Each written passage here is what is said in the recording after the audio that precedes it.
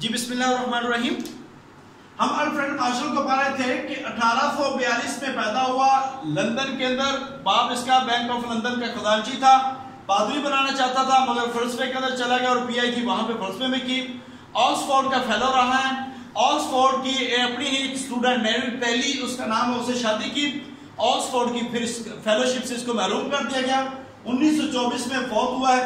اور اس کے ساتھ ساتھ اس کے جو نظریے ہیں وہ میں نے بتا دیے. نظریہ اجرت ہے, نظریہ مثیل لگان ہے. یہ مزدوروں کے اتحاد کا حامی تھا اور کہتا ہے عاملین کی پیدائش کی 4 چیزیں ہیں. عاملین پیدائش کتنے ہیں؟ عاملین پیدائش کتنی چیزوں سے ہے؟ 4 چیزوں سے ہے. عاملین پیدائش یہ چیز بس یاد رکھنی ہے آپ نے. کتنی چیزیں؟ زمین ہے اور سرمایہ ہے, محنت ہے, تنظیم ہے. یہ عاملین پیدائش ہے. اس کے کتنے ہیں؟ 4 ہیں. یہ پیدائش دولت کو بھی پڑھنے والا ہے. اب سیکنڈ لاسٹ ہم پڑھتے ہیں جان مینارڈ کینز. ان کے بارے میں کچھ زیادہ سوال نہیں آتا. ان کے بارے میں بس تھوڑا سا آپ کو بتانا ہی ہے. کینز, ٹھیک ہے. جان مینارڈ کینز جو 1883 میں کیمبرج میں پیدا ہوا ہے. کیمبرج برطانیہ کے اندر. والد اس کا جو ہے وہ یونیورسٹی کے ماہر معاشیات تھے اور 1925 میں اس نے شادی کی ہے. 1944 میں دل کی بیماری میں فوت ہوا. 1925 میں شادی, 1944 میں فوت ہوا دل کی بیماری سے. اب اس کے معاشی نتائج کیا ہیں؟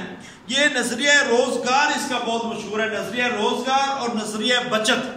اس کا نظریہ روزگار اور نظریہ بچت یہ اس کا مشہور ہے. بس یہ نظریہ آپ نے تھوڑے تھوڑے ذہن میں رکھنے ہیں. باقی اس کے بارے میں کچھ زیادہ کویسچن نہیں آئے گا. میں نے آپ کو اس لیے مختصراً اس کا بتا. اب ہم بات کرتے ہیں کارل مارکس کی. کارل مارکس پہ آپ کو کافی سارے کویسچن یعنی کہ ایک آدھا کویسچن لازمی پوچھا جاتا ہے.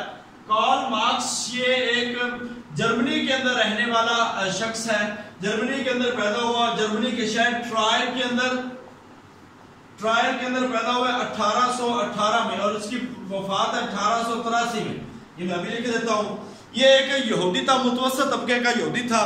باپ عیسائی تھا اور اس کے ساتھ ساتھ اس نے برلن سے فلسفہ کی ڈگری حاصل کی ہے اور وہاں پہ جا کر اس نے کمیونسٹ سے رابطہ کیا اور اس ملک سے اس کو نکال دیا گیا, جلا وطن کر دیا گیا. واپسی پر انگلستان سے واپسی آئی. جب واپس آئے جرمنی کے اندر تو وہاں پہ ان کے لیے کوئی روزگار نہیں تھا. لہذا بڑے پریشان ہوئے. مضمون لکھ کر کچھ پیسے کماتے تھے. حتیٰ کہ ان کی زندگی پہ اتنے بجھال آئے کہ ان کی بیوی کے جو زیورات ہیں وہ بھی بیچ دیے گئے. اس کے بعد ان کے 2 بچے پے در پے جو چھوٹے بچے تھے وہ فوت ہو گئے. کھانے کے لیے ایون کہ ان بچوں کو کفن دفن دینے کے لیے اس کے پاس کچھ نہیں تھا. اس لیے یہ اتنا متاثر تھا, سرمایہ دارانہ نظام کے خلاف تھا اور یہ سرمایہ دار لوگوں کے خلاف تھا. اس لیے اس نے اشتراکیت کا جو بانی کہا جاتا ہے وہ کارل مارکس کو کہا جاتا ہے. کارل مارکس اشتراکیت کا بانی کہا جاتا ہے. اب اس کے بعد اس نے ریلوے میں ایک کلرک کی اسامی پہ اس نے اپلیکیشن دی تھی. اب کلرک کی اسامی پہ اس کی ریلوے کی اپلیکیشن جو ہے وہ اس لیے ریجیکٹ کر دی گئی تھی کہ اس کی لکھائی اچھی نہیں تھی. یعنی کہ وہ خط جو لکھا تھا وہ لکھائی اپلیکیشن لکھی تھی وہ لکھائی اتنی بدی تھی جس کی بنیاد پر اس کو کلرک کی اسامی پہ بھی اس کو منتخب نہیں کیا گیا. اور اس کے ساتھ ساتھ اس کی زندگی میں پھر چڑچڑاپن آ گیا. اتنا مایوس تھا اور اتنا خلاف تھا یہ سرمایہ دار لوگوں کے خلاف.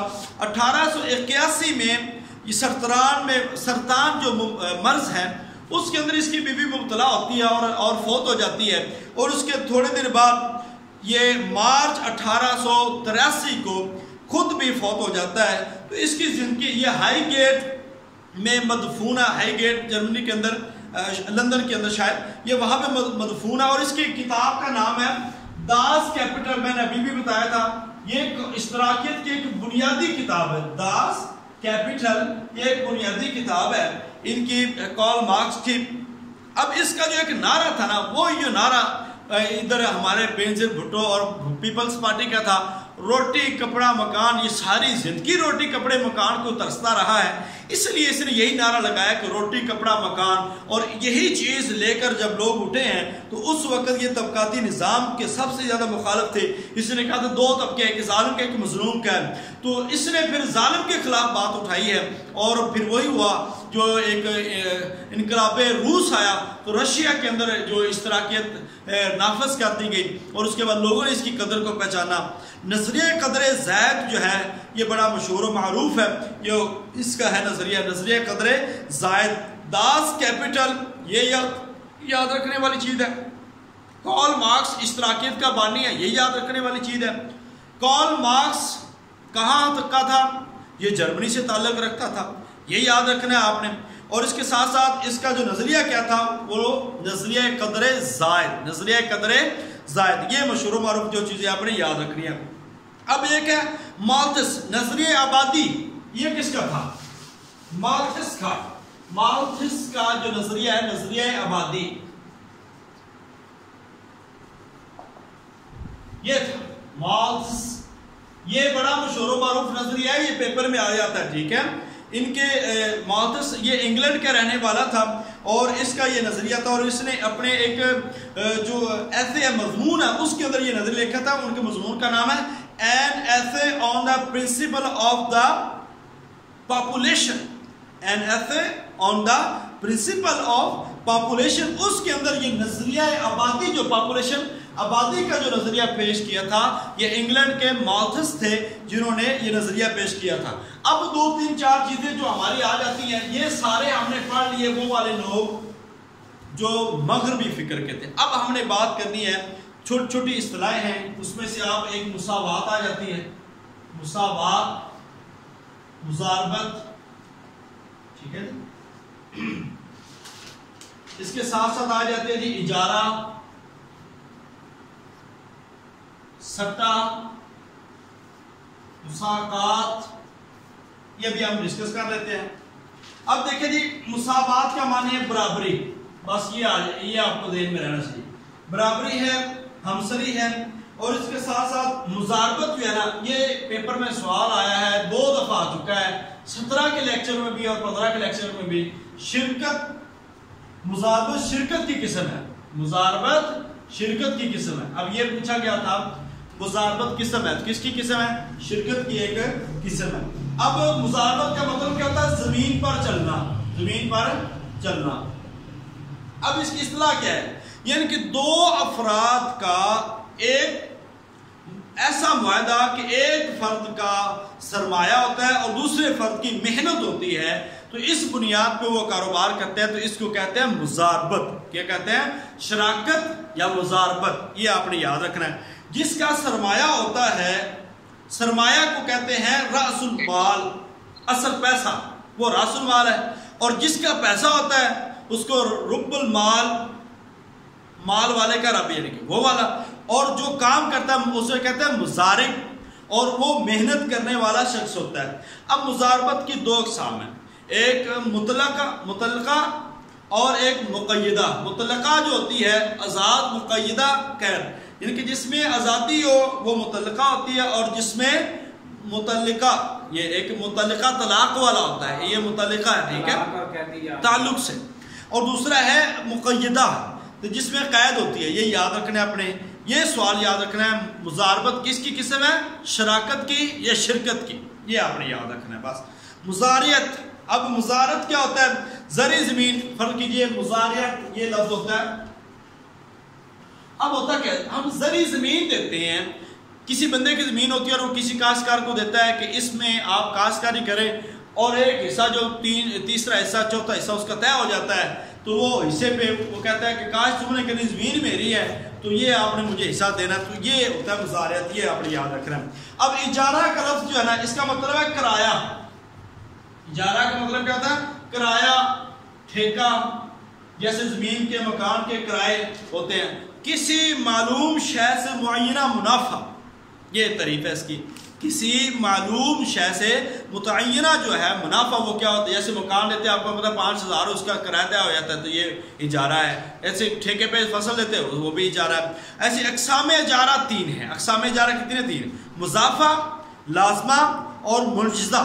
مضافہ، لازمہ اور منجزہ. اور مضافہ میں ہوتا ہے کہ مستقبل میں مدت طے ہوتی ہے کہ جنوری سے جنوری کا معاہدہ ہو گیا لہذا تم نے کرایہ دینا ہے.